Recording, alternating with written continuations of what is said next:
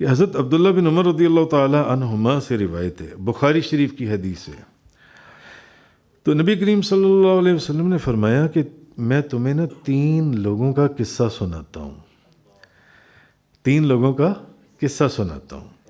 حضور نے فرمایا بنی اسرائیل کے نا 3 لوگ تھے، وہ جا رہے تھے، اتنے میں بارش برسنا شروع ہو گئی۔ جب بارش ہوئی تو ان کو نا ایک غار نظر آئی، تو وہ اس غار کے اندر چلے گئے، تینوں بندے اس میں جا کے بیٹھ گئے تاکہ بارش سے بچ سکیں۔ اچھا، جو لوگ پہاڑی علاقوں میں جاتے ہیں جب بارش ہو رہی ہو تو کیا ہوتا ہے وہاں پر؟ Land sliding. یہ کون بولا ہے؟ یہ بچہ، یہ اس کا مطلب ہے مری ایوبیہ وغیرہ اکثر جاتا رہتا ہے، تو وہاں لینڈ سلائڈنگ ہوتی ہے۔ تو جب لینڈ سلائڈنگ ہوتی ہے تو کیا ہوتا ہے؟ پتھر گرتے ہیں۔ وہ تینوں بندے اس غار کے اندر جا کر بارش سے بچنے کے لیے بیٹھ گئے۔ اب لینڈ سلائڈنگ شروع ہو گئی حدیث میں، اب اوپر سے پتھر گر رہے ہیں، تو ایک بہت بڑا پتھر جو ان سے نا وہ اوپر سے پہاڑ سے گرتا ہوا غار کے منہ کے اوپر آ کے لگ گیا۔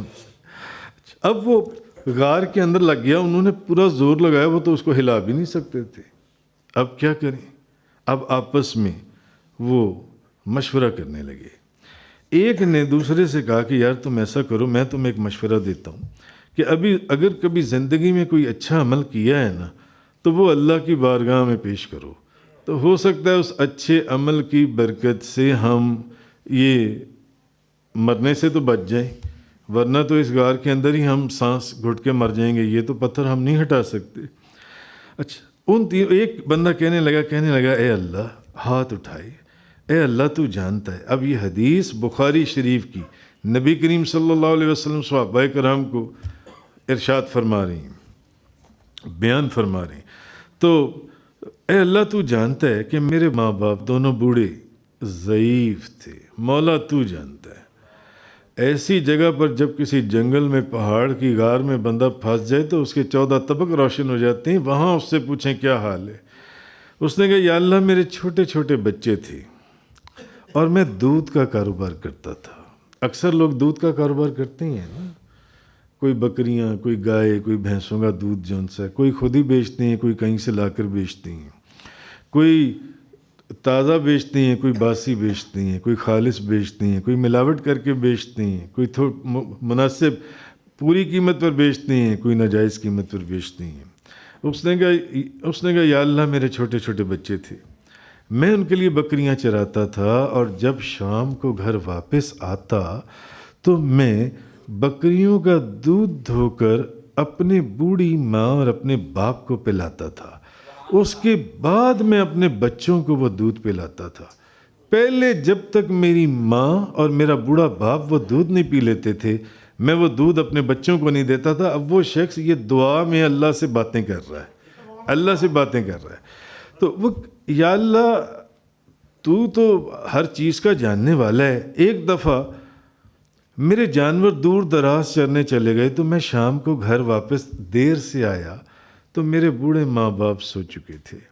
میں دودھ لے کر ان کے پاس آ کر کھڑا ہوا تو میں نے سوچا کہ میں اپنی بوڑھی ماں اور بوڑھے باپ کو جگاؤں، یہ کچھ اچھا نہیں ہے، میں کھڑا رہتا ہوں، جب اٹھ جائیں گے تو دودھ پلا دوں گا۔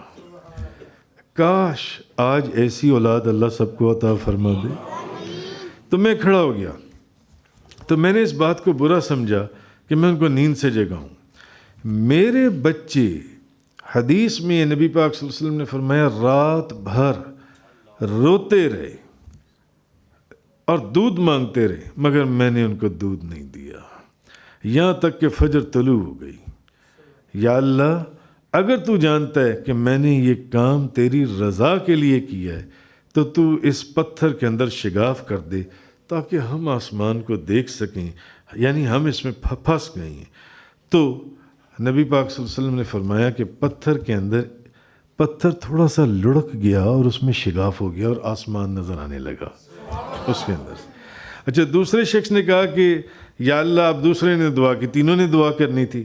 اس نے کہا کہ میرے چچا کی ایک بیٹی تھی، اس سے میں محبت کرتا تھا، تو اس سے میں نے جب برائی کی اس کو دعوت دی، اس نے کہا 100 اشرفیاں لے کر آؤ تو میں اس برائی میں تمہارے ساتھ شامل ہوں۔ زنا کی دعوت دی میں نے اس کو، 100 اشرفیاں لے کر آؤ. میں نے 100 اشرفیاں کٹھی کی، محنت مزدوری کر کے ایک جگہ پروگرام بنا، وہ مجھے مل گئی.